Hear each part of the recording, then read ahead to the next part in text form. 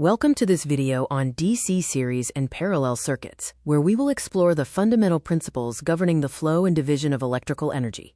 A DC circuit consists of four essential parts: the source, such as a battery; the conductor, typically copper wires; the load, like a bulb; and the path, a closed loop for the direct current to follow.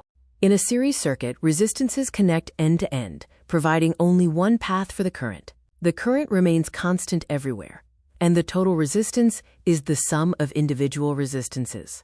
A series circuit acts as a voltage divider. The total voltage equals the sum of voltage drops across each resistor, with each resistor taking a fraction of the total voltage. Parallel circuits offer multiple branching paths for the current, with resistances connecting across common points. The voltage stays the same across every branch, and the total current is the sum of currents in each branch.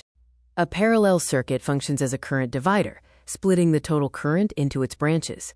Small resistance branches draw a large current. Total resistance decreases as you add more branches. To summarize the core rules, series circuits have one path, constant current, dividing voltage, and resistance adds up. Parallel circuits have multiple paths, dividing current, constant voltage, and resistance decreases overall. Homes use parallel wiring because appliances require a constant rated voltage. Parallel circuits deliver full voltage to every branch, and a fault in one branch does not break the whole circuit.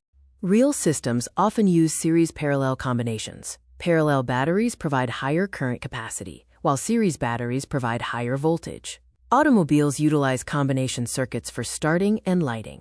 Every power supply has small internal resistance, causing the terminal voltage to drop below the total generated voltage. This voltage drop inside the battery is calculated by the formula V equals E minus IR. An open circuit fault breaks the current path, resulting in infinite resistance and zero current. In series, the entire circuit fails, but in parallel, only the broken branch fails, and others operate normally. A short circuit bypasses the load, dropping resistance to almost zero, causing abnormally high current. This high current can lead to heat, damage, and fire, making protective devices like fuses and breakers essential. The principle of duality shows that series and parallel circuits are mathematical mirrors. You can find the dual rule by replacing voltage with current. In series, voltage divides and current is constant. In parallel, current divides and voltage is constant. Our toolkit for circuits involves 3 steps. First, identify the path. 1 for series, branching for parallel. Second, calculate the flow. Voltage drops in series, current drops in parallel. Finally, protect the system against short circuits with fuses.